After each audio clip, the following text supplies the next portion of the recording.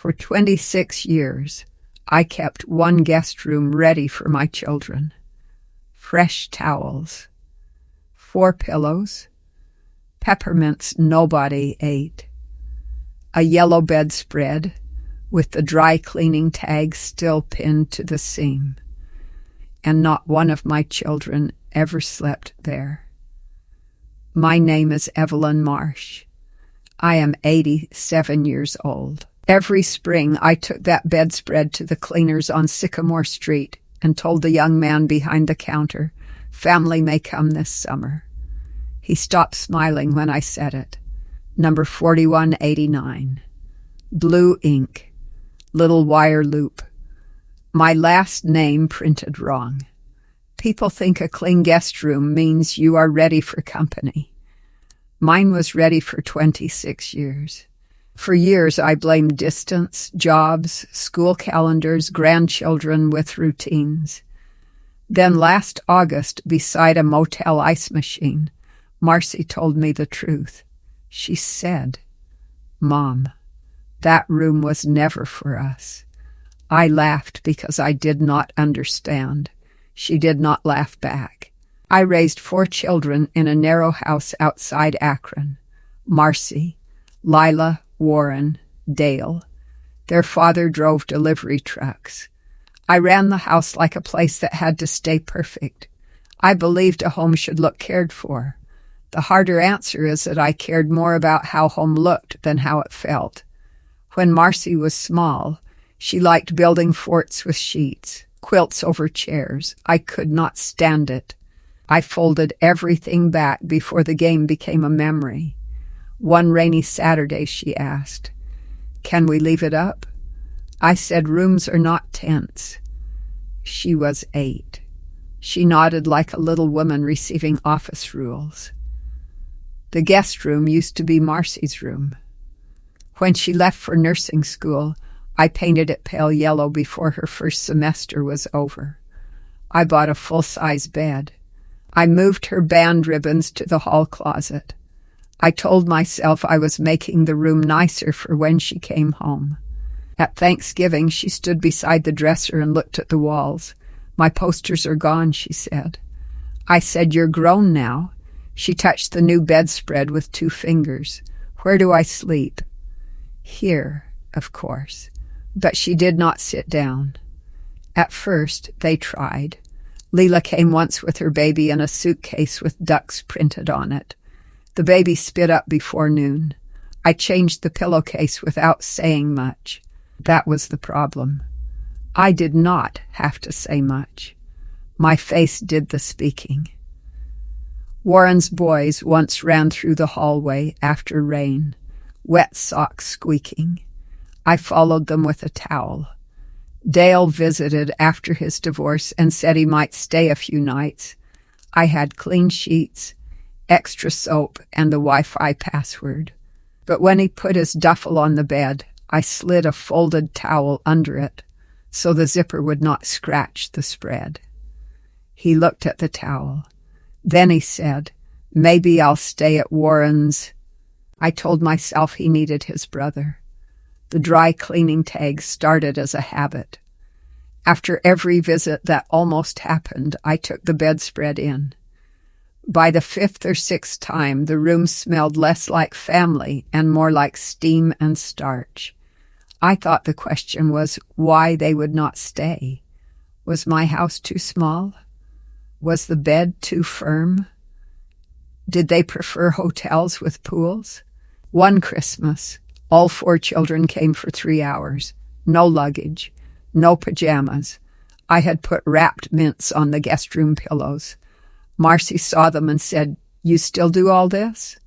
I said somebody might stay. She looked at the room, then at me. Somebody? I did not like the way she said it. You know what I mean. But saying somebody was easier than saying my children. Somebody cannot remember being 8 under a sheet fort, while her mother folded the sky away. The summer my understanding changed. Marcy flew in from Oregon. She was 61 by then, with silver at her temples. She came for my eye appointment. Nothing dramatic, just cataracts and paperwork. I had the guest room ready, new towels, fresh pillowcases, the yellow bedspread cleaned again, claim tags still hooked near the bottom seam. I wanted her to notice. She noticed. That evening, she placed her rolling bag by the front bench instead of carrying it upstairs. I said, "Your room is made up." She said, "I booked the Valley Motor Inn." I felt heat rise in my neck. "That place smells like smoke." "It's fine. You have a room here." Her hand stayed on the suitcase handle. "No, Mom." 2 practiced words. After my appointment, she drove me back with dark glasses on my face and drops making the streetlights bloom. I was tired enough to be honest and proud enough to ruin it. In the driveway, I said, "I don't know why I bother keeping that room." Marcy turned off the engine. Then she said, "Because you like us better expected than present." I turned toward her. "That's a cruel thing to say. I know." She sounded sorry, not for saying it, for needing to. She told me about the yellow walls, about Leela crying, about Dale saying he could not breathe in a room where even his suitcase needed permission. None of it sounded like abuse. That made it harder to reject. It sounded like warnings I had called manners. That night, I asked her to take me to the motel. I said I wanted to see where she was staying. Really, I wanted to prove it was worse than my house. The Valley Motor Inn had carpet the color of old mustard and an ice machine that coughed. Marcy opened her room with a plastic key card. The bedspread was ugly. Her shoes were kicked off by the heater. A sweater lay across a chair. The room was messy after 1 hour, and my daughter looked peaceful in it. She saw me looking. Then she said the line from the beginning. "Mom, that room was never for us." This time I understood enough to feel afraid. It had been for the version of us I could arrange. Clean, quiet, grateful, temporary. A guest room can become a glass counter, everything displayed, nothing touched. You can make a bed so smooth no tired person believes they are allowed to rest in it. I thought readiness was love, but readiness without welcome is just decoration. My children did not need a clean room. They needed a place where the baby could spit up and still belong, where wet socks were not a crime, where a grown son mattered more than a bedspread.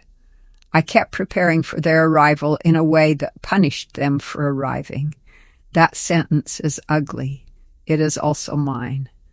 Marcy slept at the motel all 3 nights.